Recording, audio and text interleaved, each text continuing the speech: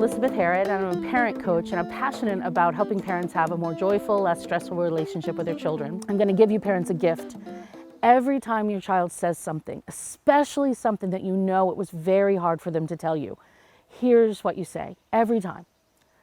I'm glad you told me. And then just wait.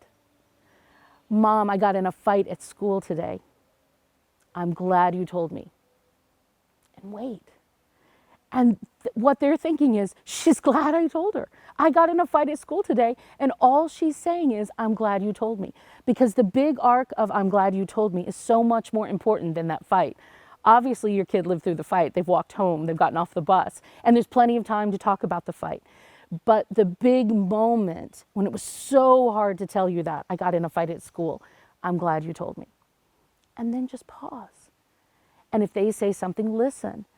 And when my son told me that, he didn't say anything after that. And I said, how are you doing? What was it like? And he said, it really hurt a lot. And I said, I bet. Do you need anything? Do you need ice? Are you okay? So I just attuned. What do you need from me? And then as we talked about it some more, I said, do you need a bigger toolkit? Do you need some advice about what to do the next time you feel like punching a kid at school? Do you need me to call a teacher or the principal or the parents? Is there anything you need from me to, make this right? And he said, no, I think that my buddy and I are okay. And I said, well, just let me know. And I ended, what do you think I said at the end? I'm glad you told me. And so the next time it was time to tell me something hard, it was a couple of years later, my son went to a school party. And I said, I'm nervous. I'm nervous there's no adults at the party. There's going to be drinking at the party. What if your cell phone doesn't work? All the things. I said all the things. And he said, Mom, there's going to be cell service. I'm not going to drink too much. It's okay. And he went to the party. And when he came home from the party, he said, Mom, it was terrible. The cops got called. There was no cell service. I ended up in the back of a car with a kid who puked on my shoes, and I thought he was going to die, and I was so scared. And what do you think I said? I'm glad you told me.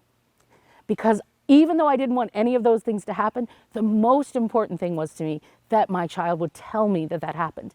And the reason he would tell me that happened is because he knew, absolute confidence, I was not going to say, I told you so.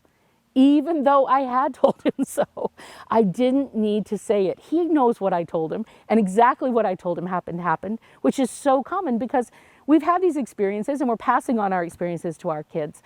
But if I say I told you so, I miss that opportunity to provide a path back and stay in relation to my child. And I give him every reason in the world not to tell me what really happened. Worst of all, to lie to me about what happened. If he thought I was going to tell you I told you so, or take away a privilege, or get him in trouble, he would not tell me what happened at the party. He would hide it. He would lie about it. And instead, because he told me and because I said, I'm glad you told me, he tells me things. If you have parents in your life who you think could learn something, please pass it on to them. You can visit my YouTube channel. You can look at my website, purposeparenting.net. And I love to be on your parenting journey with you and to be a part of your parenting team.